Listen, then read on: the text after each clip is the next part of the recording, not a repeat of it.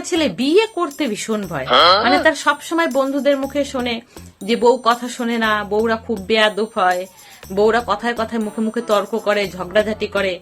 এই সমস্ত শুনে তার বিয়ে করতে মোটে ইচ্ছা করে না, সে বিয়েকে ভীষণ ভয় পায়। এদিকে বাড়ির লোকও চাপ দিচ্ছে, বয়স বেড়ে যাচ্ছে, মাথায় টাক পড়ে যাচ্ছে, বিয়ে করতে হবে। সে পড়েছে মহা বিপদে।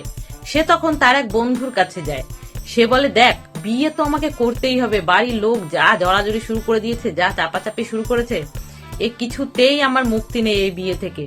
বিয়ে তোমাকে করাই লাগবে, কিন্তু তুই একটা পরামর্শ দে যে বউকে কি করে জব্দ করে রাখা যায়, কি করে বাগে রাখা যায়, মানে বউ সবসময় আমার কথা শুনবে, আমার কথার বাধ্য হয়ে চলবে, তেমন একটা পরামর্শ আমাকে দে। তার বন্ধু তাকে তখন পরামর্শ দেয় যে তুই যদি মনে করিস যে বউ সবসময় আমার শাসনে থাকুক, আমাকে ভয় পাক, আমাকে ভয় পেয়ে চলুক, আমার কথা শুনুক, তাহলে তোকে একটা কাজই করা লাগবে। ছেলেটা তখন বলে যে তুই বল, যে কাজ করা লাগবে আমি তাই করব, কিন্তু বউ যেন আমার শাসনে থাকে। ছেলেটার বন্ধু তখন বলে, দেখ, বউকে যদি তুই শাসনে রাখতে চাস, সবসময় যদি মনে করিস বউ আমার কথা শুনবে, তাহলে তুই প্রত্যেকটা কথার পেছনে নইলে যোগ করে দিবি। ছেলেটা শুনে বলে, নইলে? নইলে আবার কি? ছেলেটা তখন বলে যে তুই ধরো এক গ্লাস জল আনতে বললি, যে কি গো, এক গ্লাস জল নিয়ে আসো তো, নইলে? তারপরে ধরো জামা আনতে বললি, তখন বলবি যে জামাটা নিয়ে আসো তো, নইলে কিন্তু, মানে এইরকম একটা নইলে তোকে যোগ করতে হবে। ছেলেটা তখন বলে যে আমি যদি সব কথার পেছনে নইলে বলি, তাহলে বউ আমার কথা শুনবে?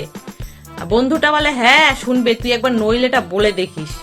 ব্যাস, এই পর্যন্ত ওদের ভিতরে কথা হয়ে থাকলো। ছেলেটা রীতিমতো বিয়ে হলো। বিয়ের পরের দিন সকালে বউ তখনও ঘুমাচ্ছে।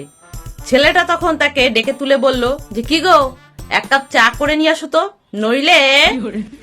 বউ ভাবছে মনে হয়, বাবা এ আবার কি স্বামী জুটলো রে আমার কপালে, এর তো ভীষণ রাগ, যাই বাবা তাড়াতাড়ি চা করে নিয়ে আসি। বউটা তো ভয়তে ভয়তে চা করে নিয়ে আসলো। ছেলেটা তখন মনে মনে ভীষণ আনন্দ পাচ্ছে। সে তখন মনে মনে ভাবছে যে আরে, এ নইলে তো ভীষণ কাজের ওষুধ, নইলে বললেই বউ ভয় পায়, এবার থেকে আমি প্রত্যেক কথায় নইলে বলবো, তাহলে বউ আমার কথা শুনে চলবে। ছেলেটা আবার বলল যে যাও তো, আমার জামাটা নিয়ে আসো তো, বাজারে যাবো, আর বাজারের ব্যাগটাও নিয়ে এসো, নইলে? বউটা ভাবছে, বাবারে বাবা, একটু বিশাল রাগ, যাই তাড়াতাড়ি করে সবকিছু এনে দিই। সে তখন ভয়তে ভয়তে সমস্ত কিছু এনে দেয়।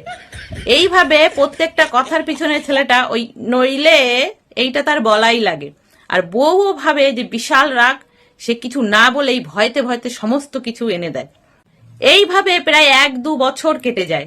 বউটা তখন আস্তে আস্তে স্বাভাবিক হতে শুরু করে। সে দেখে তার স্বামী প্রত্যেকটা কথার পিছনে নইলে যোগ করে। কি ব্যাপার, সেও একটু বিরক্ত হয়ে যায়। দিনের পর দিন যদি এরকমই হতে চলে, তখন মানুষ বিরক্ত হয়ে যায়। বউটাও কিন্তু বিরক্ত হয়ে গেছে। একদিন শীতের সময় দুপুর বেলায় তার স্বামী বলছে যে কি গো, একটু জল গরম করে নিয়ে এসো তো, স্নান করব, নইলে?